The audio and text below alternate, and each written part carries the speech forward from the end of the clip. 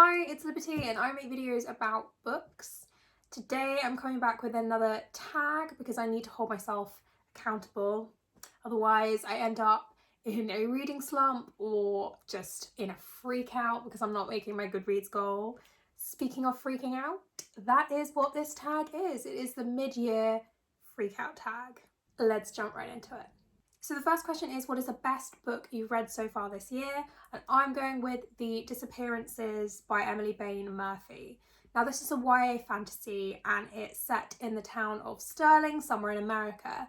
And it's a town where every 7 years something disappears. Now I'm not talking about like an object or a person, I'm talking about stars in the sky or the ability of the people who live in the town to dream, things like that. Two siblings, Isla, I think you pronounce her name, and her brother move to Sterling after their father goes to fight in the war, and they sort of have to wrestle with the idea that their mother might have had something to do with the original disappearances, and they're sort of working out how to stop them. The concept was so intriguing and the characters were so fleshed out and well written, and the romance was cute. It just all came together really nicely and it was a 5-star read for me. The second question is, what is the best sequel you've read so far in 2020? And this hands down has to be Crooked Kingdom by Leigh Bardugo. Now it is the second book in a duology, the first being Six of Crows. I have raved about this series in my top 5 favourite fantasy series video, so do check that out for a more in-depth description. Six of Crows is essentially 6 misfits getting together to pull off a heist, and Crooked Kingdom is the aftermath of said heist and how the characters deal with the consequences and the fallout and everything like that. It is so well done. The characters were great, the pacing was perfect, the plot just worked so well. It was another 5-star read for sure, and the only reason it's not in the best book is that I feel like I've answered Crooked Kingdom for a lot of these questions, and I feel like the disappearances need some recognition. Question 3 is, what is a new release that you want to read but you haven't read yet? I'm going to go with The Starless Sea by Erin Morgenstern. Now, I read The Night Circus many years ago and I absolutely loved it. It is probably one of my top 10 favourite books. Maybe. I don't know. That's a list I haven't really thought about in a while. I've heard so many great things about this book, and I'm not going to go into like a synopsis or anything because I've kind of forgotten what it's about, and I kind of like that. It's going to be nice to come to read this book with completely fresh eyes. Question 4 is, what is your most anticipated release that comes out in the second half of 2020? And for me, that has to be The Midnight Library by Matt Haig. Now, I follow Matt Haig on all his social medias, so I feel like I've really followed the progress of this book because he's been updating all his followers on everything that's been going on, and oh, I'm so excited. So I think the main character is called Nora, and The Midnight Library is all about her reading through all the different lives that she could have had through all the different decisions that she makes, and how she could potentially curate the perfect life. The premise is really interesting. It's Matt Haig, who's incredible. I don't really need to say much else. Question 5 is, what is your biggest disappointment of the year? And for me, that is Carver's Quest by Nick Renison.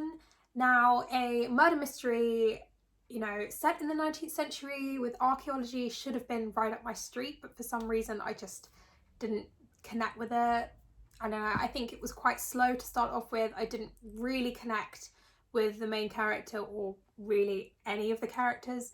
I hate not finishing books, so I ploughed through it and I did finish it, and it did pick up pace towards the end, and I did start to like our main character, but I don't think I'll be carrying on with this series unless there's a premise that kind of really knocks my socks off in terms of like the archaeology of it all, but we'll see. Question 6 is, what is your biggest surprise of the year so far?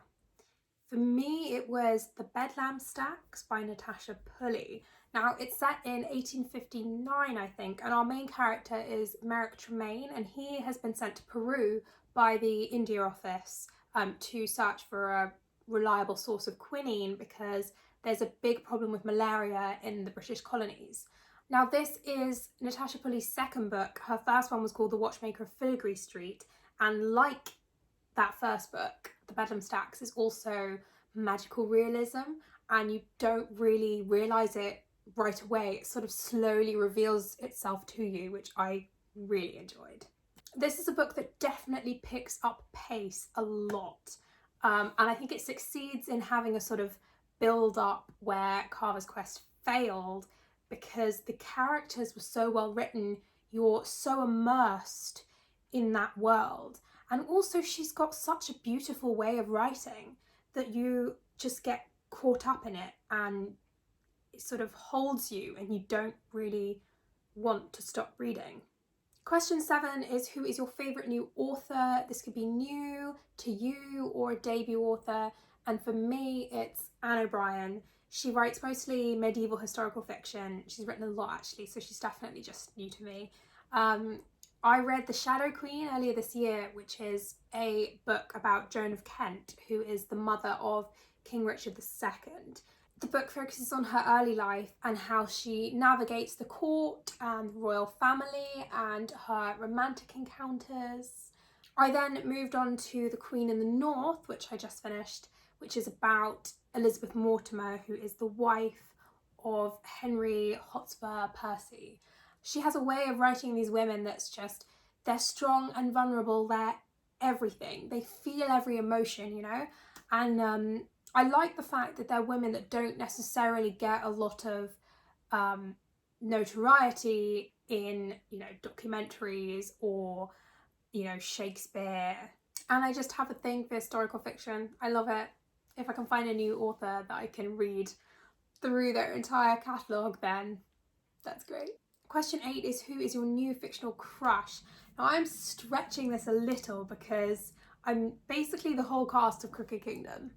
And I know that's not new, and I read Six of Crows in December last year. So I'm just, you know, pushing back a month.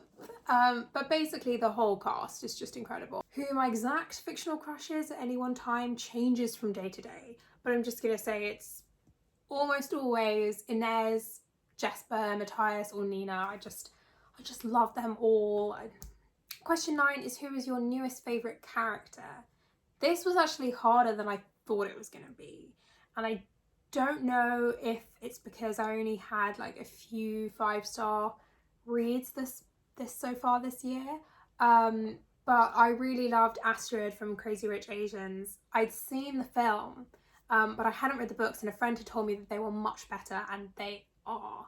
Astrid is a much bigger character in the books than she is in the films, and a lot of her stuff has been cut out of the film, so it was really great to get into her head, get all that extra action from her that we didn't have in the film, and she's just such an amazing character. I'm definitely going to be finishing the series for sure. Question 10 is, what is a book that has made you cry?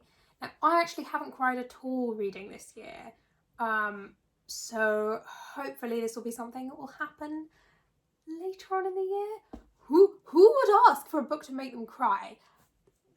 You know, me. I did feel on the verge of tears reading The Bedlam Stacks, but I never cried. Question 11 is, what is a book that has made you happy?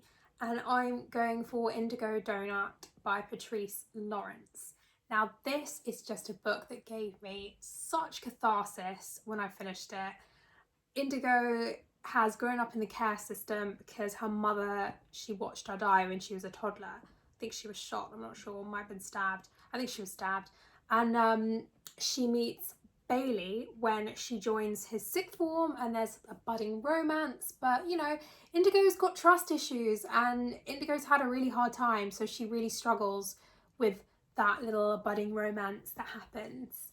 Bailey then meets this homeless man who seems to know a lot about Indigo's past, and everything sort of spirals from there. Their relationship is so sweet, and Indigo's whole journey through this book was just so fulfilling to read. You end up completely understanding why she does what she does, why she says what she says, and so quickly, you know, you connect with her so quickly. It's just, she's such a well-written lead. Question 12 is, what is the most beautiful book that you have received or bought? I am going with Finale by Stephanie Garber. I love the cover, and yes, I went superficial. The UK edition is so beautiful, which is one that I've had, but I'm also really jealous of the US edition because that looks incredible. The last question is, what books do you have to read by the end of the year?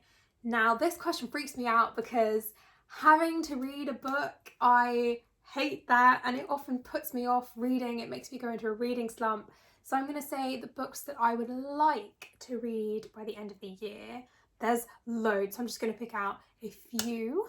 Definitely Red, White and Royal Blue by Casey McQuiston, I think. That is a budding romance between the Prince of the UK and the sort of first son of the American president, which just sounds amazing, and everyone's been raving about it online. I also really want to read Children of Blood and Bone by Tomi Adeyemi. I have this as an ebook on my phone, and that is the next book I think I'm going to read probably. So our heroine is Zelly, and she is from the Magi class, I believe, and she is on a quest to restore magic to the kingdom after the ruling elite has sort of banned the use of magic from her class. Again, there are so many books I want to read this year, and the list just keeps getting longer as I watch everybody else's mid-year freak-out tags.